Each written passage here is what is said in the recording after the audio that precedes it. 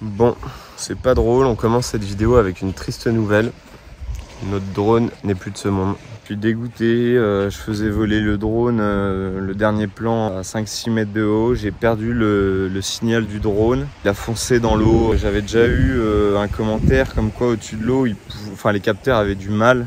Je sais pas faire quoi exactement, enfin bref. Là, il est dans l'eau là-bas, on est dégoûté.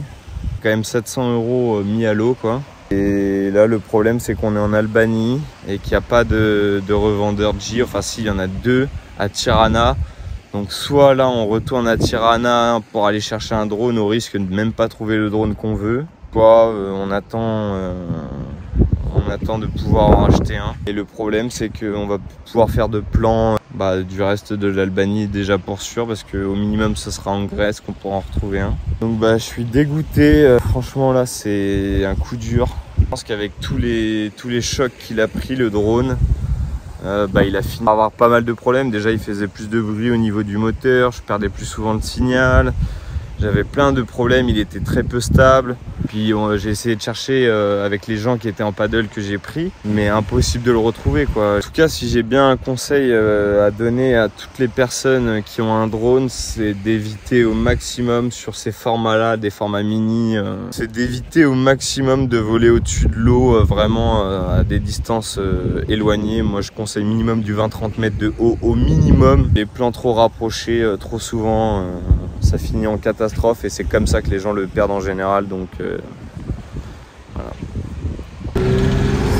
Après une semaine sur la plage, c'est le grand départ. C'est quoi ce bruit? Je sais pas. C'est venu d'un coup. What?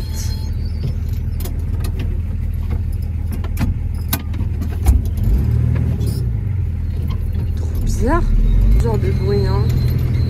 Mais là ça vient clairement de ton côté en plus, c'est plus du mien comme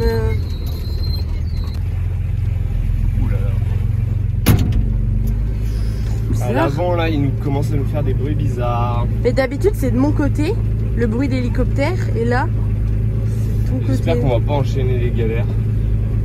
Bah non, surtout que ça fait un an qu'on est tranquille. Ouais, il commence à en faire des siennes. Nous quittons donc Vlorë et notre incroyable plage après une semaine passée là-bas. Malheureusement, quand on continue à descendre le long de la côte, on arrive vite sur un endroit très prisé et touristique, la Riviera albanaise. Un des plus beaux endroits du pays et qu'on voulait absolument voir, qu'on pourrait comparer à la Côte d'Azur. Mais toute cette côte est en plein développement dû à l'afflux de touristes ces dernières années et commence à se bétonner de partout entre complexes hôteliers, immeubles et plages privatisées. Mais qui dit bétonnage dit forcément plus d'espace pour nous, en van ou camping-car, avec des parkings de plage payants, camping, chaque coin est rendu inaccessible pour ne pas qu'on s'y mette et toute la côte est dédiée au business où l'argent devient le maître mot.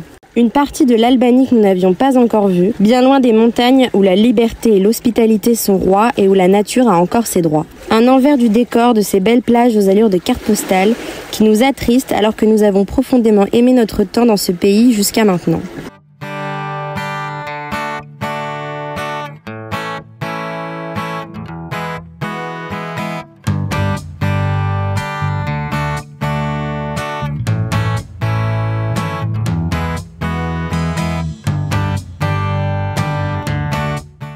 On commence donc cette deuxième journée de galère après avoir quitté Vlorë, parce que du coup on est parti hier et on a continué à avancer sur toute la côte et on a cherché de l'eau toute la journée parce que là on est à sec mais total, et on a juste pu remplir 2 bidons d'eau pour boire mais pas pour remplir le réservoir avant de quitter la ville.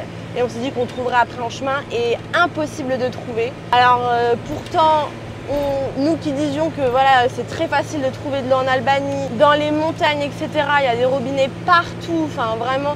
Sachez que c'est le pays où il y a le plus d'eau en Europe, donc il n'y a vraiment pas de pénurie d'eau, il y a beaucoup d'eau dans ce pays. Mais depuis là, le début de cette nouvelle partie de la côte, impossible d'en trouver, donc ça devient un petit peu compliqué pour nous et un petit peu plus hostile pour les vannes. Donc on va continuer, c'est la mission du jour, d'essayer d'en trouver aujourd'hui. Et hier, on a vu une petite station essence sur le bord de la route. avec un robinet et nous a même refusé de l'eau alors qu'on a même proposé de payer pour prendre de l'eau au robinet et on nous l'a catégoriquement refusé, mais en plus vraiment pas très aimable. On n'avait jamais eu affaire à ce genre de personnes avant dans le pays, donc on était un peu déçus quoi, enfin pas très cool. Alors que d'habitude justement les stations-service, l'endroit où vous pouvez quand même facilement trouver de l'eau, ils vous la donnent avec plaisir, même si vous voulez leur donner de l'argent, ils refusent, etc. Donc pas du tout comme ça d'habitude.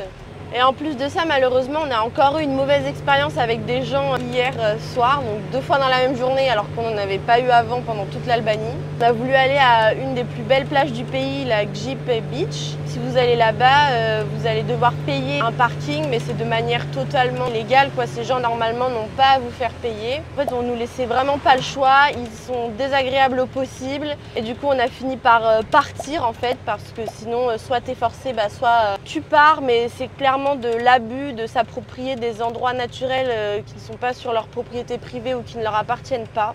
Donc c'est vraiment dommage, on n'a pas pu aller voir cette plage, on n'a pas pu rester, on s'est vraiment fait jeter comme des malpropres. Et le prix bien évidemment est à la tête du client.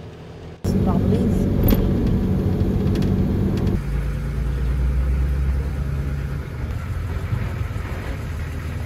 Il y a une petite station-service là, il va aller demander, on ne sait jamais. Ouais. Peut-être que là on va pas se faire jeter. Merdita, it's possible to take water in the car and for refuel the tank.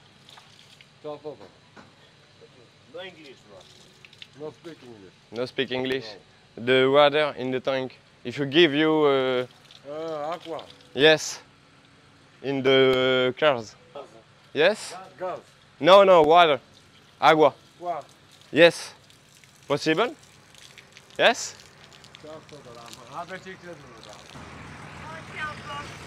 Oula. C'est pas très aimable. Ah ouais?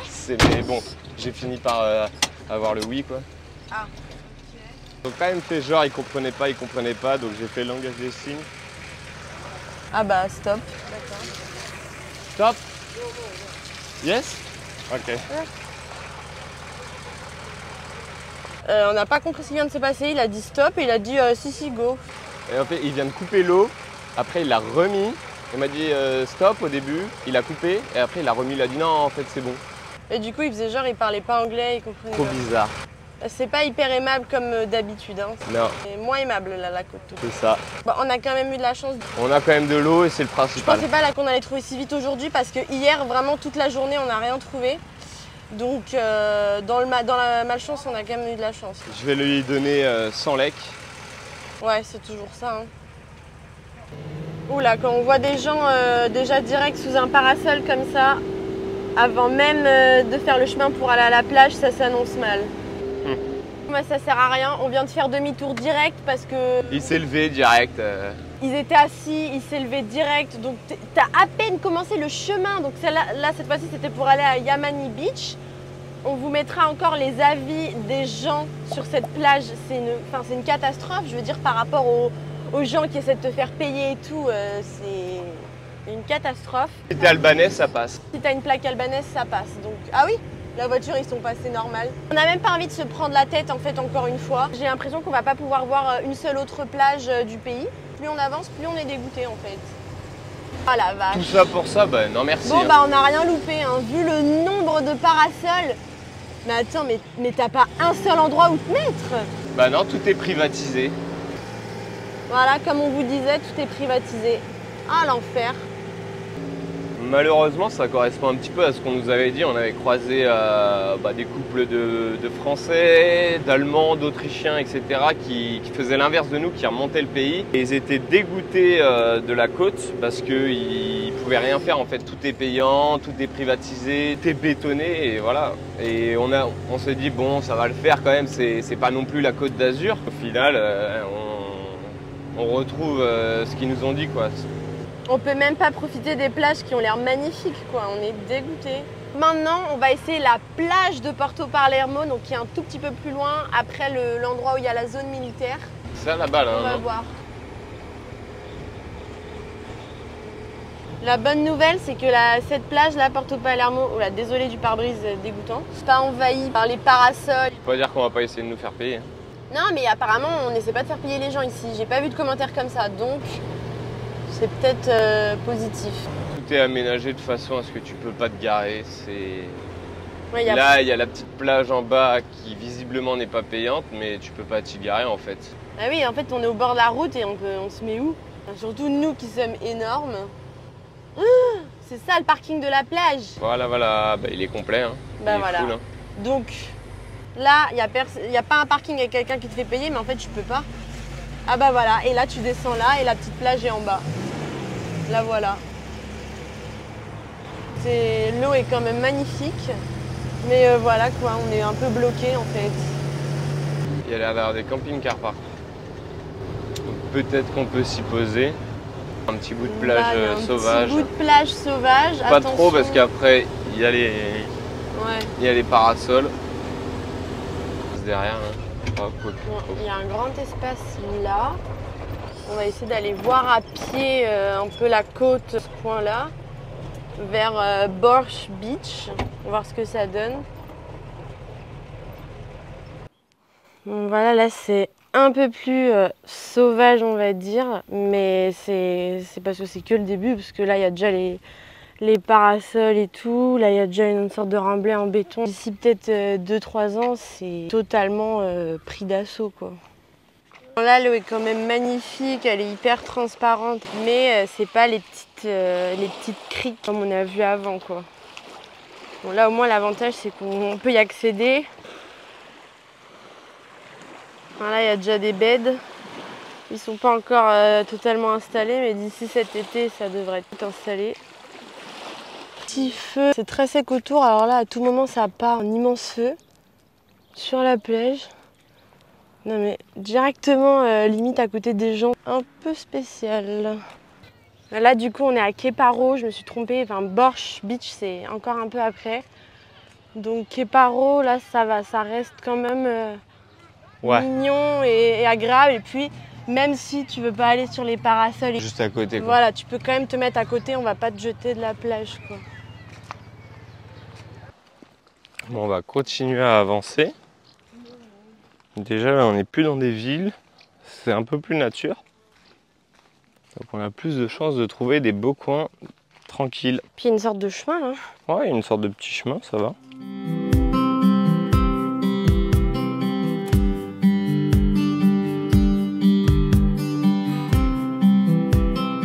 Alors là on a trouvé une petite plage.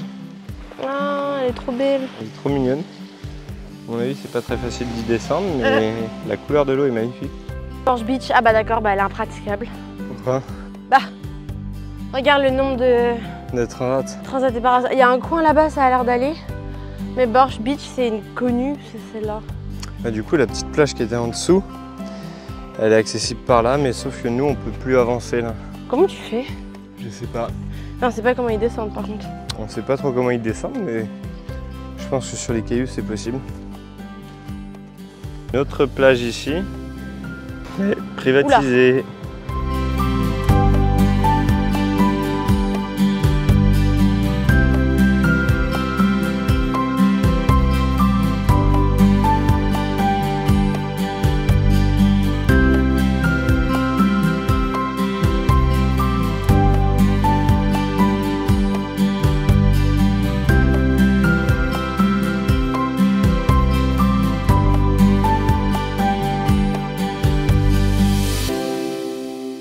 Une dernière plage, sinon après on arrive à Saranda. C'est une qu'on a vue en passant, donc la plage de Lukova. Et normalement, il y a quand même de la place pour se mettre, se garer, pas trop connu. Bon, on va tenter, on va voir. On la voit en bas, là-bas. Bon, là c'est Jerry, il est garé juste derrière là.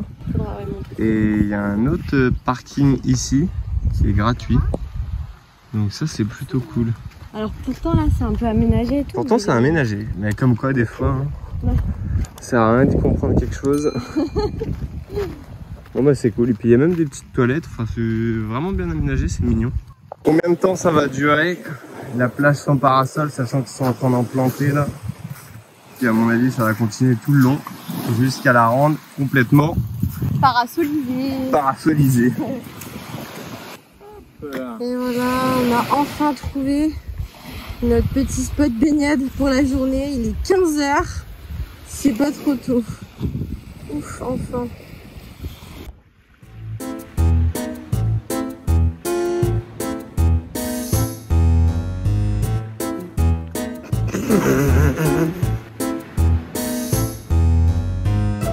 Regardez-la sortir de l'eau, vous allez voir, c'est un cirque de la regarder sortir de l'eau.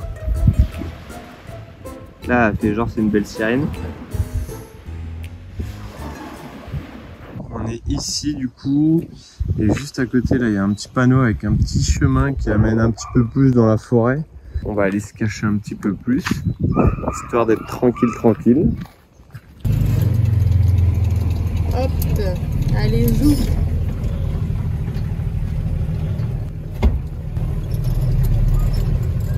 On rentre vraiment dans la jungle là. Là, on va être vraiment parfait. Ah, bah il s'est mis sur la liane, il a cru que c'était la forêt. J'étais posé sur le spot, en train de travailler, en train de monter les vidéos. Et regardez, il y a 2 chevaux sauvages, je pense qu'ils sont sauvages. Hein. Oh bah là oui, bien sûr. 2 chevaux sauvages qui sont là. Il nous regarde un peu. Il est hyper beau lui. Là-bas l'autre derrière.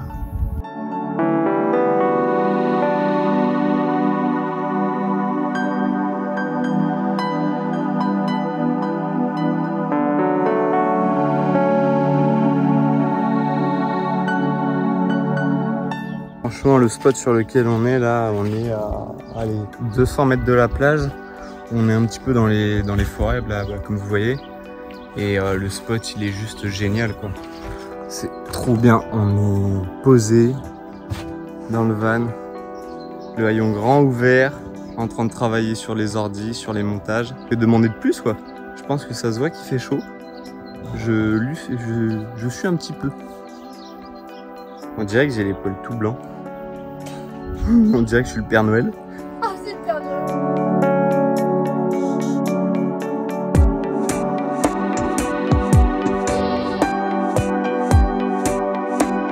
Du coup, on a fait un petit système pour être un peu à l'ombre dans le véhicule. Et regardez, on travaillait, regardez, on entendait du bruit juste à côté de nous. Ils sont revenus en fait.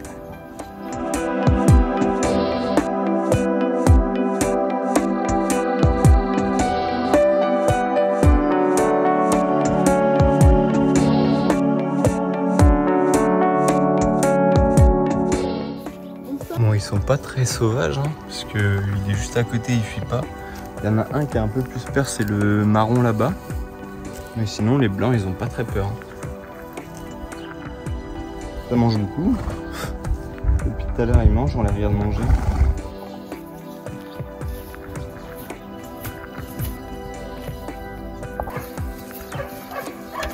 Coucou le grand chou. Tu veux te rapprocher drôlement près de moi là, je trouve. Non, tu arrêtes. Il est vraiment juste à côté.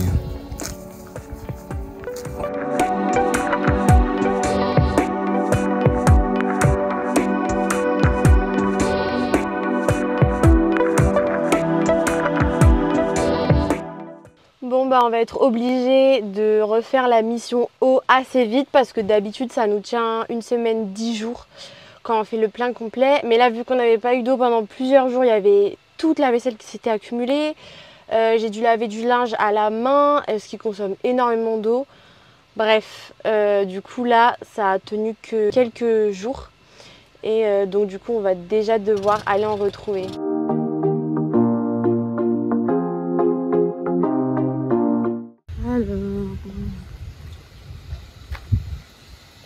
Qu'est-ce qu'on peut faire avec ce tuyau?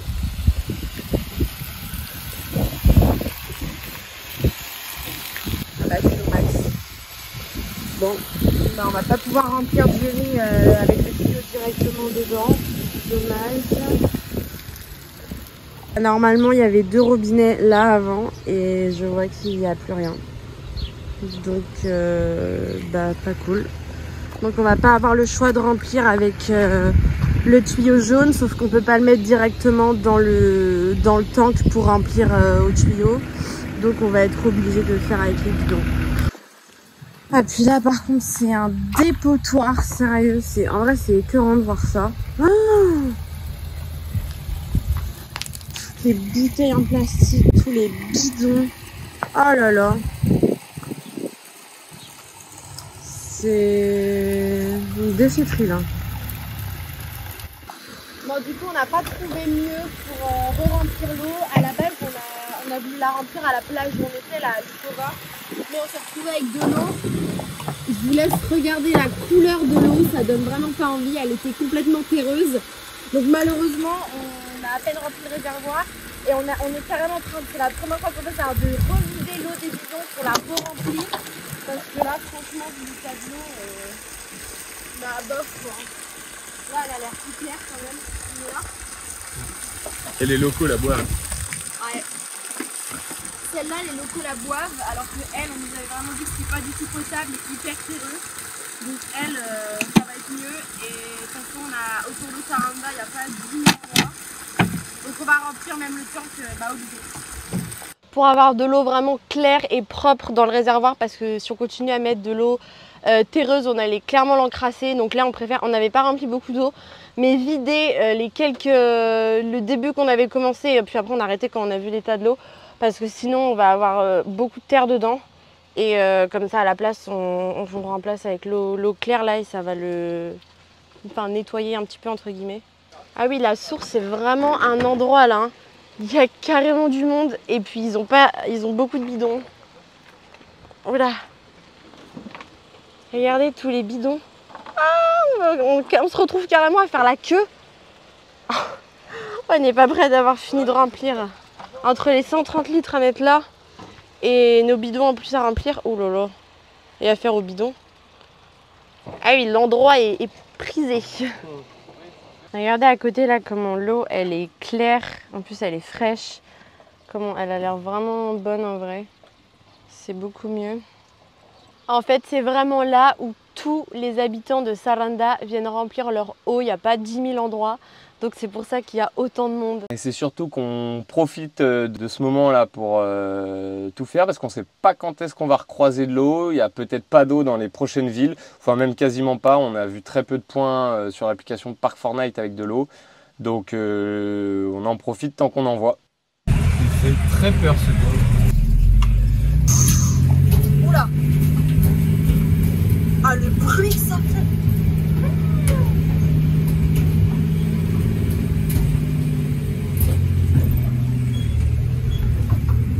Oh le pont de la mort.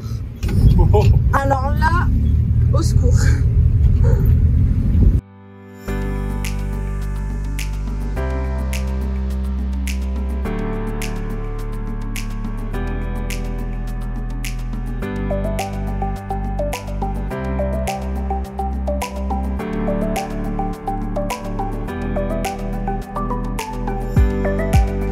Vous avez dit dans la dernière vidéo que les Albanais aimaient bien s'habiller en rouge et noir puisque c'est les couleurs du drapeau. Et du coup, attendez, on se fond dans la masse. Hop, il n'y a plus qu'à faire. L'aigle est terminé. Et c'est bon, on est devenus des locaux là, ça y est maintenant. On est vraiment des gamins, du coup ça vient chacun à l'inverse l'un de l'autre dans le thème. Voilà. Ah oui, alors effectivement, comme on nous avait dit, Saranda c'est très bétonné. Avec beaucoup d'immeubles. Hein. Beaucoup plus qu'à Vlor. Du coup, c'est vrai que comme ça fait un peu peur. Ah, et puis de l'autre côté, c'est à peu près pareil quoi. Ça fait vraiment la barre. La barre d'immeuble quoi. C'est pas ouf.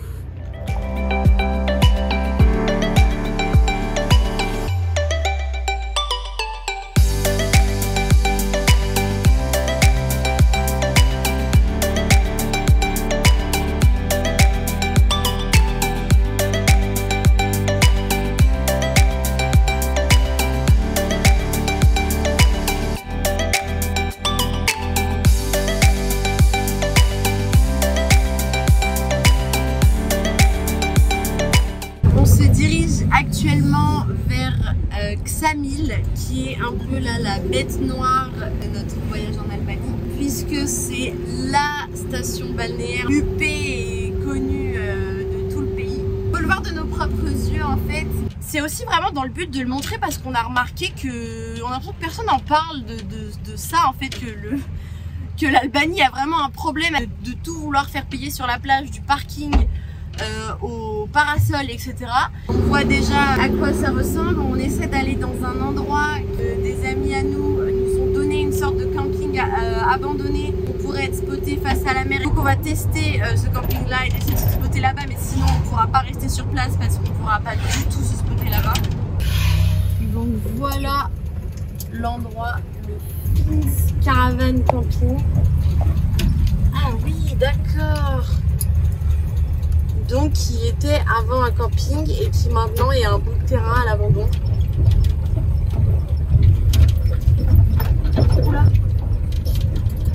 Pourquoi il n'y a plus beaucoup de camping et que ça c'était un des derniers campings et qu'il est abandonné, c'est qu'apparemment en fait ils abandonnent les campings un à un pour pouvoir faire des hôtels et des appartements. Donc voilà pourquoi il n'y a plus de camping. Et donc ça c'est peut-être un des seuls endroits où avec un van ou un camping-car, si vous voulez venir à Ksamil, vous pouvez vous mettre. Bref, on vous mettra l'endroit quelque part, juste au-dessus de sa tête là. Là on vous mettra l'endroit là, l'endroit exact.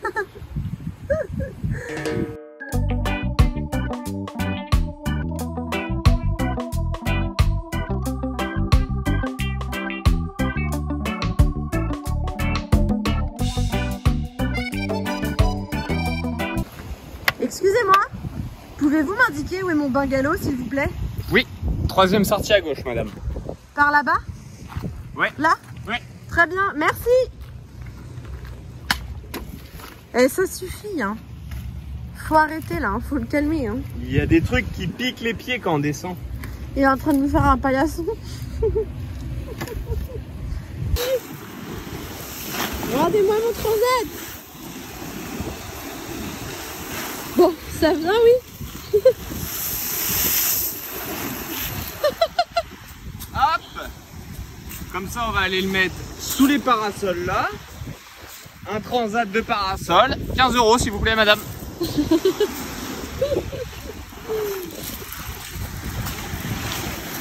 Ah, mais il le fait vraiment. Hein.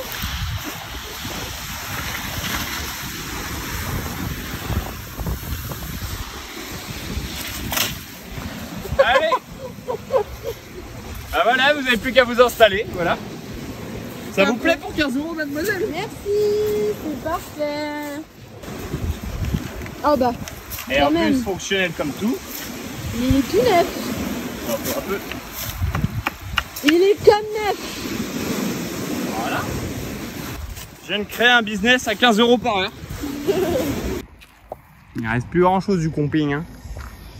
Le camping il est bien détruit. Hein. La vache. Il laisse ça comme ça. Ouais, il laisse ça comme ça. Bon, c'est nickel. Ça fait un peu de tache. Ouais, non, mais non, ça va dans la continuité de la côte tout en travaux. Ouais. Encore mieux que le tapis. Alors, enlève nos plaques. Vas-y. Oula. On nous a Vu comme ça, c'est pas terrible. un vrai tapis d'entrée.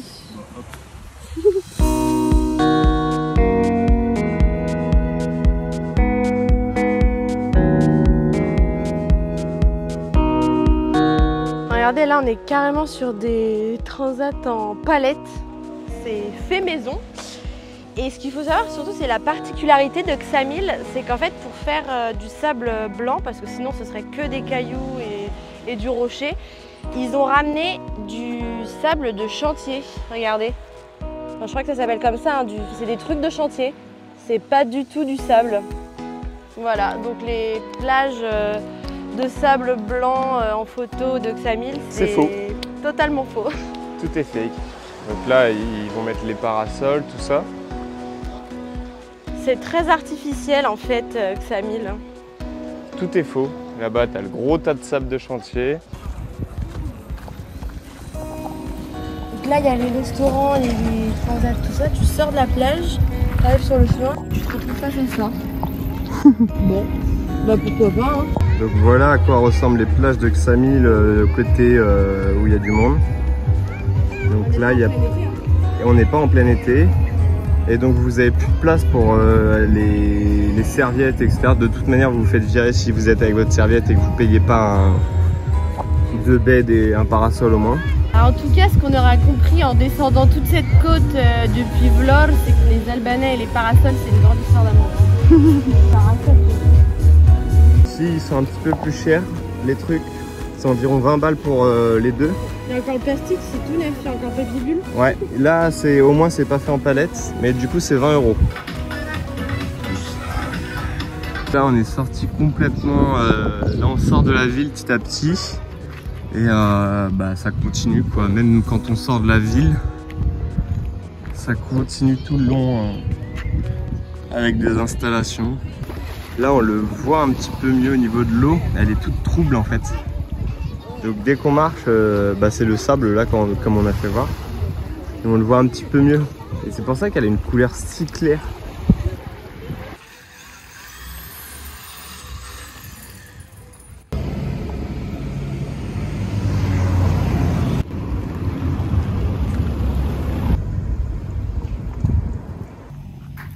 Ah non, c'est par là mon chat. Alors, il y a un portail ici pour aller à la Plaza Augusto qui est censé être une des plages sans trop de parasols. Et là, on va continuer tout droit. Là, c'est peut-être le bar-restaurant. Bah, Plaza Augusto et c'est fait. On continue tout droit. On y arrive. J'ai peur d'être déçu. J'ai peur d'être déçu. Attention. Ah, il y a quand même. Ah non, non, non, il y a un petit bout, il y a un petit bout. Il y a un petit bout, pas encore parasolé. Je pense que là, c'est gratuit. Tu peux te garer. Zone. Donc là, il y a un deuxième spot à Ksamil, donc on en a deux. Ah, pas beaucoup. L'endroit est moins bondé. Ah, Ils ont quand même laissé là-bas un petit bout de plage, voilà. On continue à être téméraire. Donc là, il y a une autre plage par ici. Là, il y a celle-ci, la Plaza Auguste. Donc on continue à être téméraire, à essayer de trouver quelque chose de plus tranquille. Nous qui pensions trouver une plage au bout, en fait, c'est totalement faux. Ils ont mis un panneau plage dans cette direction, mais il n'y a pas du tout de plage. En fait, c'est un petit boui-boui pour que les gens viennent voir. Et t'as une dame qui t'accueille, donc très gentille au début.